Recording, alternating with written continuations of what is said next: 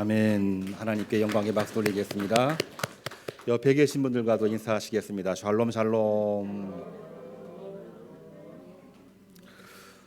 오늘 찬양처럼 마음속의 근심들이 다 해결되는 축복된 성도님들 되기를 간절히 소망합니다. 오늘 예배 중에 방문하신 성도님이 계셔요. 유성범 성도님 뒤에 앉아 계신데 주변에 사십니다. 우리 잠깐만 환영하는 박수 한번 주시겠습니다. 감사합니다. 예. 지난주에도 뵌 것 같은데 오늘 이렇게 인사를 하게 됐습니다. 하나님의 은총이 넘치기를 주님의 이름으로 축복합니다. 오늘은 우리 안에 있는 숨겨진 죄를 딛고 일어섭시다, 이러한 제목으로 말씀을 나누려고 합니다. 지난 수요일부터 부활절까지 40일간 사순절인데, 이 사순절은 주님의 십자가와 부활을 묵상하고 다짐하는 그러한 절기입니다. 기독교 신앙을 이야기하면은 십자가와 부활을 빼놓을 수가 없지요. 십자가에서 죽으시고 사망 권세 이기시고 사흘 만에 부활하신 주님, 주님께서 부활하셨듯이 우리도 모든 고난을 딛고 주님의 이름으로 부활하는 그러한 삶을 살아가는 것이 우리 기독교 신앙입니다.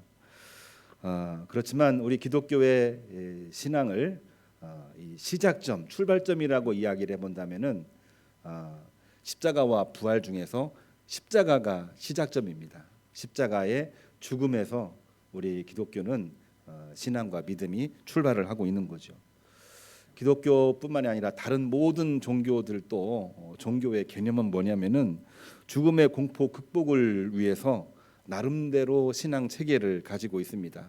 불교는 깨달음, 또한 유교는 그 안에 들어있는 나름대로의 체계를 통해서 공포, 두려움들을 이겨내는 어떤 신앙적인 체계를 가지고 있는 것입니다. 특별히 우리 기독교는 죽음에 대해서 이야기할 때에 다른 종교가 이야기하지 않는 특별한 것을 이야기하고 있는데요.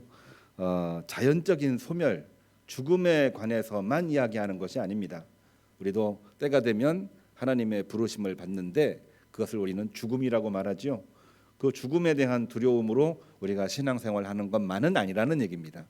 그것을 포함을 해서 한 가지가 더 있는데, 죽음이 아니라 로마 형틀 십자가에서 죽음이 아니라 죽임을 당하신 그 죽임에 더 관심을 가지고 있습니다. 다른 종교에서는 이거를 관심 갖지를 못해요.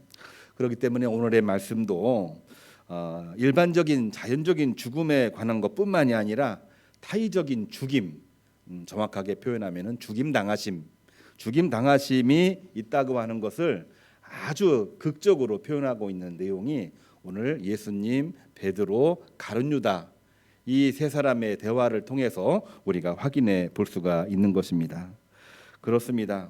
기독교 신앙은 생명을 해하고 있는 모든 관계 그리고 체제, 그 모든 것들에서 해방되고 구원받는 것을 말하고 있는 것입니다. 금년에 피워도 주님 사랑으로 생명을 살리는 교회 되게 합시다, 이런 제목을 정했는데, 이것도 죽임을 당한 하나님의 형상을 회복합시다. 죽음이 아니라 죽임을 당하신 예수 그리스도와 같이 죽임당한 생명을 우리가 다시 회복합시다. 이게 바로 금년의 주제이거든요. 이와 같은 내용을 잘 알 수 있는 내용이 뭐냐면은 사도신경에 그 내용이 나와 있고 성경에도 그 내용을 분명하게 기록을 하고 있는데요. 우리는 사도신경을 읽을 때마다, 암송할 때마다 항상 하는 얘기가 있죠. 우리의 죄 때문에 주님께서 본디오 빌라도에게 고난 받으시고 십자가에서 죽임을 당하셨다, 이러한 고백을 하고 있습니다. 우리는 이 고백을 하고 있지만 이 고백을 할 때마다 예수님의 죽으심이 죽음인가 아니면 죽이심인가, 이 내용을 한 번도 질문하거나 답을 구한 적이 별로 없는 것 같아요. 예수님의 죽으심은 과연 일반적인 죽음입니까? 아니면 타의에 의해서 죽임을 당하신 죽임입니까? 우리는 오늘 여기에 한번 집중을 해보면서 우리 안에 숨겨진 죄를 한번 이야기해 보려고 하는 것입니다. 사도신경에 의하면은 예수님을 죽인 사람은 가해자로 본디오 빌라도라 분명하게 기록이 되어져 있습니다. 그렇지만 성경에도 그 어떠한 역사적인 자료를 찾아봐도 빌라도가 벌을 받았다 이러한 내용은 찾을 수가 없어요. 그냥 빌라도에게 죽음을 당했다, 가해자로만 나와 있을 뿐 범죄자로 나와 있지를 않습니다. 빌라도지요, 주님의 무죄를 분명하게 알고 있었어요. 놓아주려고까지 했습니다. 그러나 결국에는 유대인들의 선동과 군중들의 외침 때문에 주님을 십자가형으로 허락을 할 수밖에 없는 그런 상황에까지 이르렀습니다. 그렇기 때문에 빌라도에 대해서 많은 크리스찬들이 나름대로의 동정심을 가지고 있는 것 같아요. 신앙 고백할 때는 빌라도에게 죽음을 당했다 이야기를 하지만 빌라도도 어쩔 수 없는 것이 아니냐라는 그러한 생각 때문에 빌라도를 좀 옹호하는 그러한 내용이 우리들 마음속에 자리를 잡고 있는 것입니다. 그러나 분명하게 우리가 짚고 넘어가야 될 부분은 가해자 빌라도, 그는 분명히 가해자인데 왜 가해자인지를 우리가 분명하게 알 필요가 있거든요. 그것은 다름이 아닙니다. 본인은 놓아주려고 했지만 허락했다.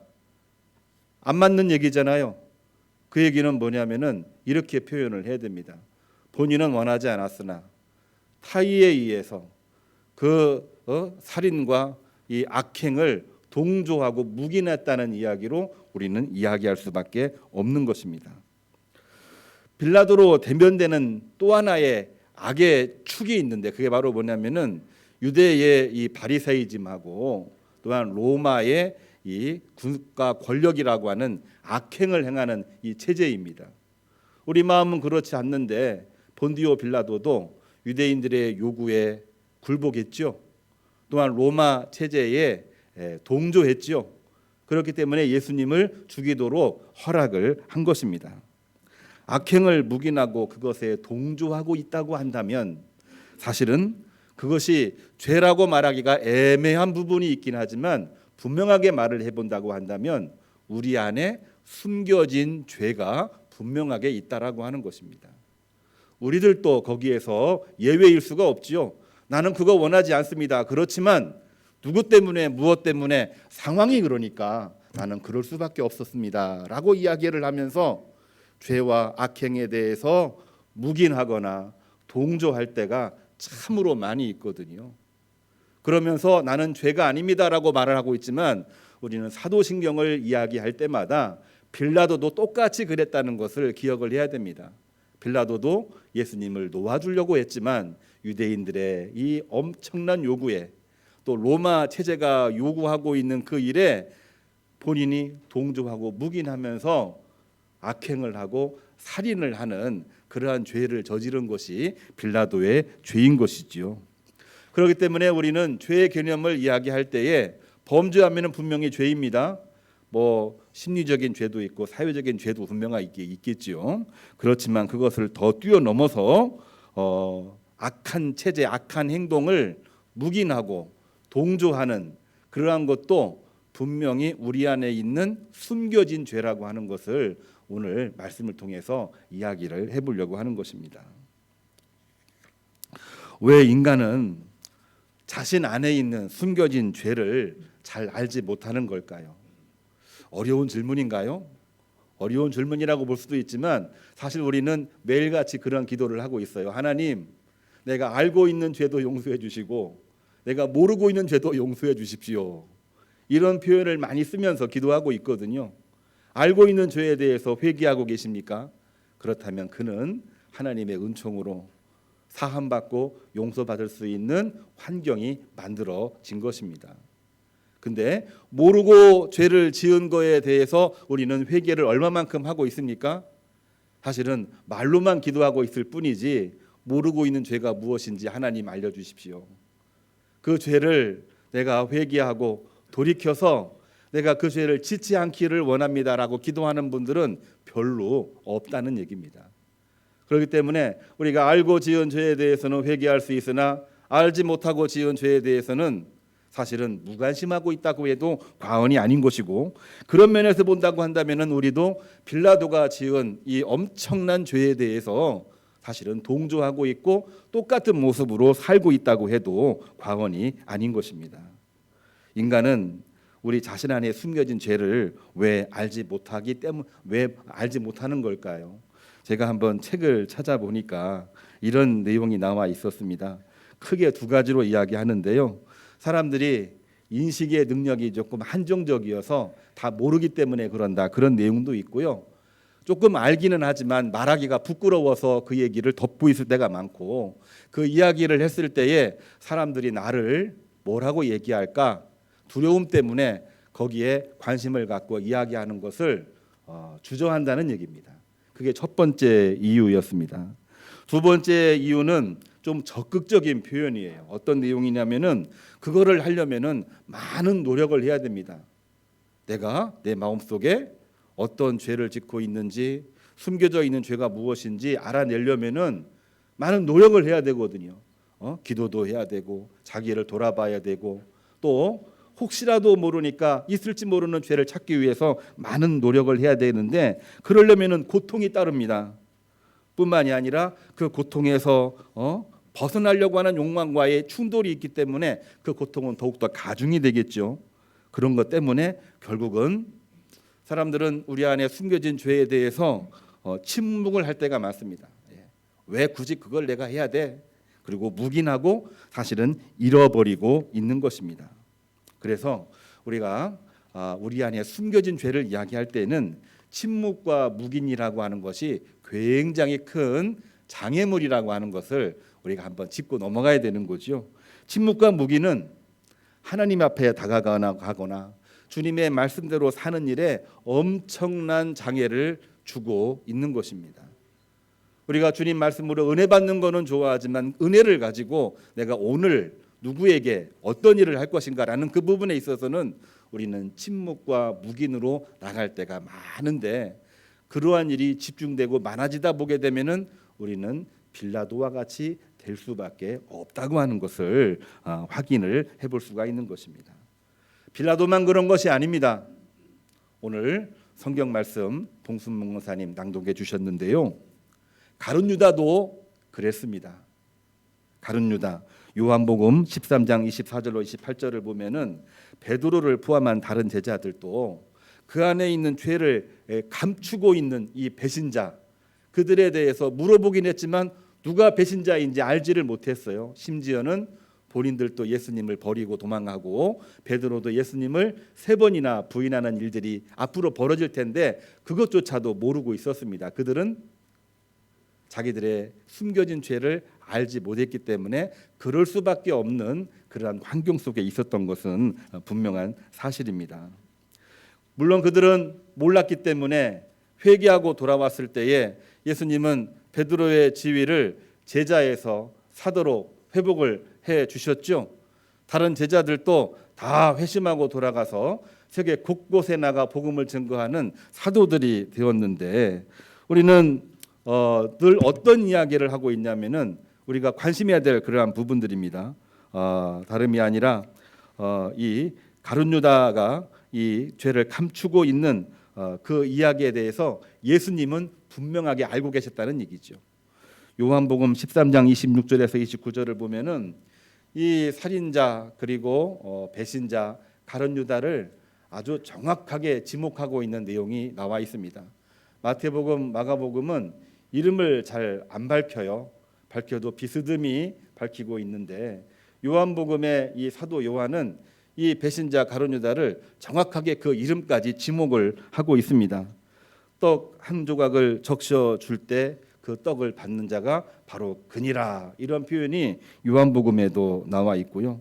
요한복음 13장 2절을 보면은 유다 마음속에 사단이 들어갔다, 그러한 표현이 나와 있는데, 오늘 읽은 말씀에도 이 빵에다가 포도주를 적셔 줄 때에 사단이 이 가룟 유다에게 들어갔더라, 이 가룟 유다를 지목해서 이야기하는 장면이 나와 있습니다.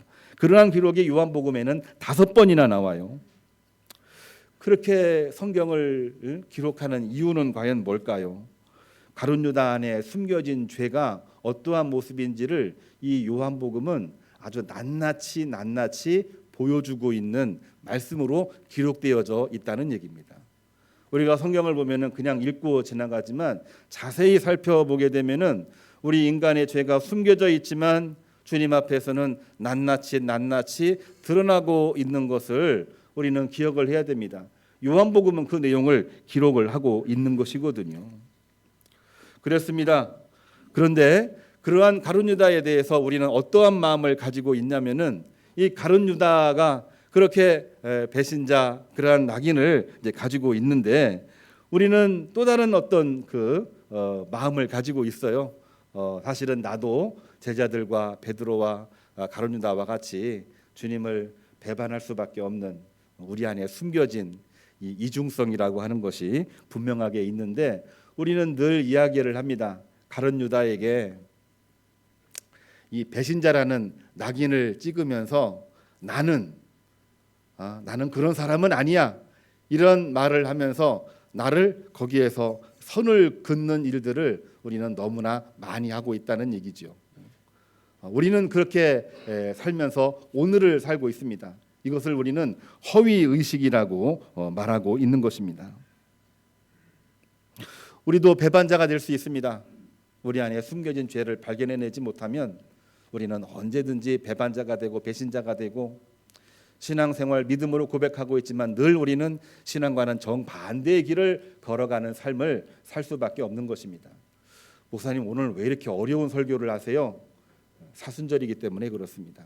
우리가 꼭 짚고 넘어가야 되는 부분이거든요. 우리는 이 이야기를 하면서 우리 안에 숨겨진 것들을 하나씩 두 개씩 끄집어내서 이것이 하나님 앞에 얼마나 큰 잘못을 하고 있는 건지 오늘 우리는 그거를 짚고 넘어가야 되는 것입니다. 우리는 배반자가 될 수 있습니다. 우리는 죄인일 수 있습니다. 이러한 고백들을 참 많이 하시는데요. 우리가 그 이야기를 할 때마다 한 가지 기억해야 되는 것이 있습니다. 단순히 교리상으로 나는 죄인입니다. 나는 배반자입니다. 이런 얘기를 해서는 안 된다는 얘기입니다. 나는 정말 내 실제 삶 속에서도 믿음의 고백을 하고 믿음의 고백대로 살고 있는가 그렇지 못하고 있는가 이 질문 앞에 우리는 정말 숨겨진 우리 안의 죄를 끄집어낼 수 있어야 우리는 그 안에서 온전한 믿음, 온전한 신앙생활을 할 수가 있다라고 하는 것입니다. 지갑 안에 감추어 있는 죄책감들이 금고에 들어간다. 혹시 이런 말 들어본 적이 있습니까? 우리 안에 신앙이 있긴 하지만 그 죄를 숨겨놓고 살게 되면은 결국에는 그 모든 것이 죄책감으로 나오게 되고 그것은 어디에 들어간다? 금고에 들어간다. 이러한 말이 있습니다. 쌓이다 보면은 언젠가는 나도 모르는 사이에 그 죄가 밖으로 드러나게 될 수밖에 없는 것입니다. 가룟 유다가 그랬어요. 감춰왔습니다. 감춰왔어요. 사람들은 아무도 몰랐습니다. 떡에다가 포도주를 적셔서 줄 때 사단이 들어간지라 예수님이 분명하게 지목하면서 이야기를 했는데 거기에 있던 모든 제자들은 예수님이 재정을 맡고 있는 가룟 유다에게 무언가를 지시하셔서 가룟 유다가 그 이야기를 듣고 밖으로 나갔다 그렇게 이해를 했다라고 이야기를 하고 있는 것입니다. 감춰왔기 때문에 그런 거예요. 감춰왔습니다. 그러나 결국에는 그것이 모이고 쌓여서 이 가룟 유다는 은 30냥에 예수님을 팔아넘길 이 로마 병사들을 데리고 겟세마네 동상으로 오게 되었다라고 하는 사실이죠. 우리도요, 우리 마음속에 죄책감이 있나요? 없다라고 말할 수가 없죠. 죄책감은 언제 생기나요?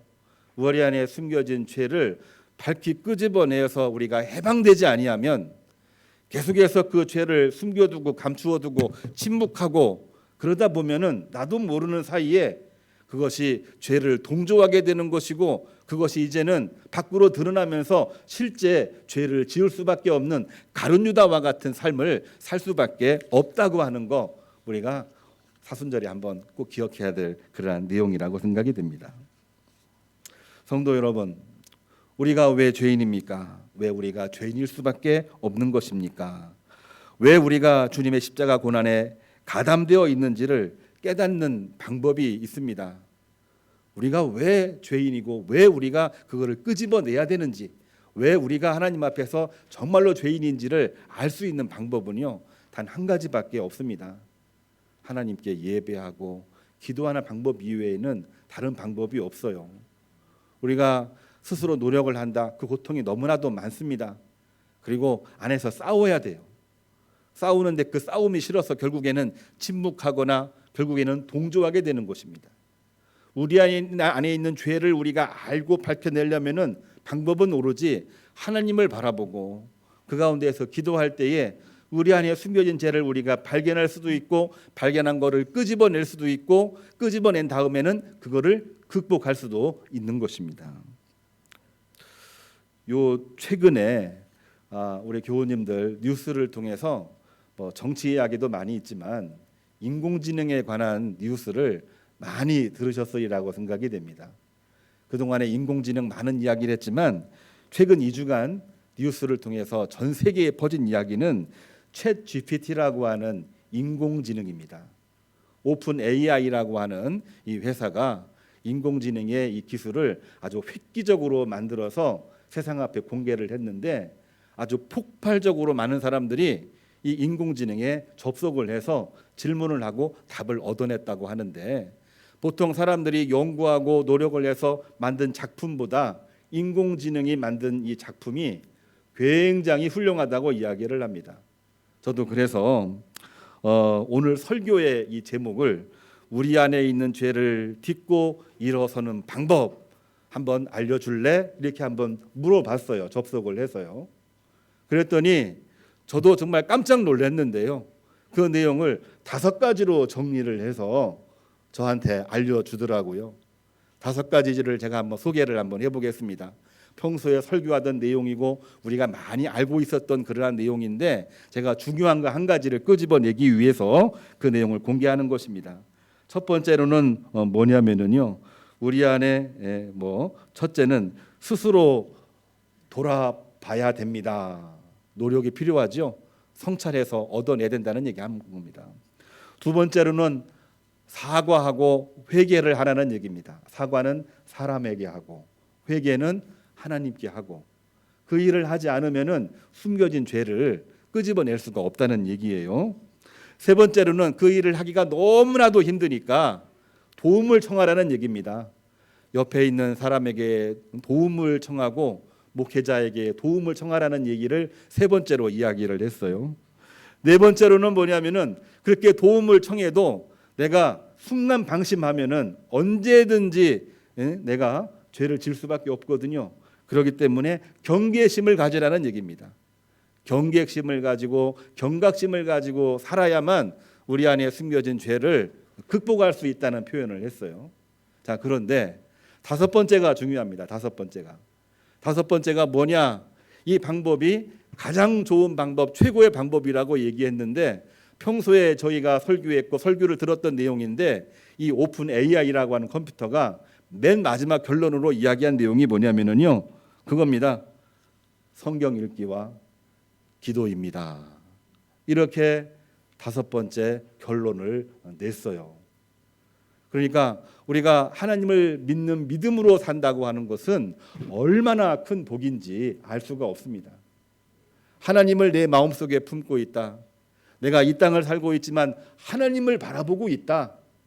그리고 하나님과 매일같이 기도하고 있다라고 하는 것은 우리 스스로를 돌아보게 하고 우리로 하여금 일어서게 하고 우리로 하여금 모든 문제를 극복할 수 있는 힘을 우리가 하나님으로부터 받고 있다고 하는 증거라고 하는 것입니다. 그렇습니다. 오늘 우리가 우리 안에 숨겨진 죄, 빌라도도 그랬고요, 베드로도 그랬고, 가룟 유다도 그랬고, 모든 제자들도 그 안에 있는 숨겨진 죄를 알지를 못했기 때문에 정말 큰 죄를 저질 수밖에 없었습니다. 알고도 죄를 지은 가룟 유다는 돌아오지를 못했어요. 결국에는 동조한 거죠. 그러나 그 모든 것들을 끄집어내서 그거를 딛고 회복된 사람이 누구였느냐? 그가 바로 베드로였습니다. 그들이 바로 예수님의 제자들이었습니다. 이제는 더 이상 제자라고 부르지 않습니다. 이제는 12명의 제자가 아니라 이제는 12명의 사도라고 부르면서 세계 곳곳에 나가 복음을 증거하는 예수님의 12명의 사도가 되었다라고 하는 것입니다. 그 중심에는 뭐가 있느냐? 결국은 말씀을 읽고 기도하는 훈련이 그 안에 들어있기 때문에 가능한 것입니다. 오늘날 우리 사회 정말 정치적으로, 경제적으로, 문화적으로 너무나도 힘든 시기를 살고 있습니다. 이러한 때에 우리는 수만 가지의 생각들이 우리를 엄습합니다. 사회가 왜 이러지? 불만도 있습니다. 하나님 바라보고는 하나님 왜 이러십니까? 너무나도 힘듭니다. 모든 심리적인 고통도 있고 하나님과의 관계에서 영적인 고통도 있습니다. 근데 이 모든 것들을 극복할 수 있는 방법이 뭐냐? 우리 안에 있는 숨겨진 죄를 끄집어내서 우리가 딛고 일어서지 아니하면은 결코 일어서거나 회복될 수가 없다고 하는 것인데, 그 중에 최고의 방법은 바로 성경 읽기와 기도라고 하는 것을 우리는 꼭 기억을 해야만 되겠습니다. 오늘 우리가 함께 읽은 말씀을 보면은요, 예레미야가 저자지요. 그리고 이 남유다의 패망을 슬퍼하면서 하나님께 회개 기도했던 내용이 예레미야 애가라고 하는 성경입니다. 이 예레미야 애가에서 예레미야가 어떻게 이야기했냐면은, 여호와여, 내가 심히 깊은 구덩이에서 주의 이름을 부르짖나이다. 고통 중에 자기 안에 숨겨진 모든 죄를 다 끄집어 내놓고 하나님 앞에 회개 기도하는 내용이 애가 3장 55절에 나와 있는 이 기도문입니다. 예레미야가 이러한 기도를 함으로 말미암아 하나님의 음성을 듣지요. 결국에는 남유다가 포로로 끌려가긴 했지만은 돌아와서 회복되게 될 것이라고 하는 하나님의 은총을 체험하게 되는 것이 바로 예레미야의 기도와 응답이 되는 것입니다. 사도 바울도 마찬가지입니다. 로마서 7장 24절, 오늘 두 번째로 읽은 하나님의 말씀입니다. 뭐라고 얘기했냐면은, 오호라, 나는 곤고한 사람이로다. 이 사망의 몸에서 누가 나를 건져내랴. 이러한 고백을 했어요. 마음속에 너무나도 큰 고통이 있는 거죠. 그 고통이 뭐냐면은, 마음속으로는 하나님을 믿고 있는데 밖으로는 늘 그렇지 않은 일들과 싸워야 되고, 싸울 때마다 고통이 따르고, 고통이 따를 때마다 갈등이 생기는 겁니다. 하나님을 따를 것인가, 아니면은 이 세상의 악행을 따라갈 것인가, 나는 어떻게 해야 될지 모르겠노라, 나는 심히 공고한 사람이다 라고 고뇌를 하면서 하나님을 의지하라, 그러한 고백을 로마 교회 교인들에게 편지하고 있는 그러한 내용입니다. 바울도 마찬가지죠. 내 안에 있는 숨겨진 죄를 끄집어내려고 몸부림을 치는데 몸부림으로만 끝나는 게 아닙니다. 그 내용을 하나님께 아뢰고 하나님으로부터 힘을 얻어서 극복하려고 하는 노력이 그 안에 있는 것입니다. 그렇습니다. 하나님을 찬양하고 하나님께 기도할 때에 우리는 그 어떠한 어려움 속에서도 벗어날 수가 있습니다. 이겨낼 수가 있습니다. 숨겨진 죄도 우리가 극복하고 새 힘을 얻을 수가 있는 것입니다. 그 새 힘은 하나님이 주시는 힘입니다. 그 새 힘은 하나님이 공급하시는 힘입니다. 그 힘을 가지고 말을 할 때에 베드로는 그렇게 고백을 했어요. 하나님이 말씀하시는 것처럼 말씀하게 하시옵소서. 그 믿음으로 나갈 때에 베드로는 그 수많은 죄에도 불구하고 초대교회 첫 번째 목회자가 돼서 성부와 성자와 성령의 이름으로 세례를 주고 예루살렘 교회를 크게 부흥시키는 목회자가 되었다고 하는 사실을 우리는 꼭 기억을 해야만 되겠습니다. 이와 같은 내용을 오늘 같이 읽고 있는 시편 91편 2절에도 똑같이 이야기를 하고 있어요. 내가 어떻게 힘들게 살고 있는데 시편 기자는 이렇게 말합니다. 하나님은 나의 피난처이십니다. 하나님은 나의 요새이십니다. 하나님은 내가 의뢰하는 여호와 하나님이십니다.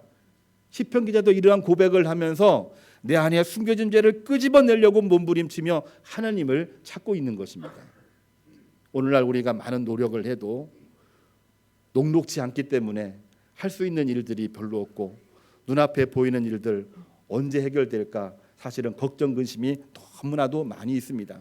그러한 때에 우리 안에 있는 숨겨진 죄를 끄집어내놓고 그것과 싸우시되 하나님의 말씀으로 싸우시고 하나님께 기도함으로 싸워서 승리하시기를 주님의 이름으로 축복합니다. 그래서 금년에 우리가 늘 이야기하는 거지만 일명전도, 일독 성경, 1인 1사역입니다. 우리가 말씀 읽는 일, 그건 목사님하고 몇 분들만 하는 걸로 결코 생각하지 마십시오. 이거는 다 우리가 하나님의 복을 누리기 위한 방법입니다. 새벽에 한 장 읽고요, 낮에 4장을 읽고, 그래서 금년 안에 우리 말씀 다 읽으시고, 그것으로만 끝나지 아니하고 우리의 모든 문제가 해결이 되고 금년에 우리의 마음의 소원이 다 이루어지는 축복을 누리는, 하나님이 복을 내려주시는 강복의 은혜가 넘치기를 주님의 이름으로 축복합니다. 파송 찬양 오직 주만 바라볼지라, 우리 함께 부르겠습니다.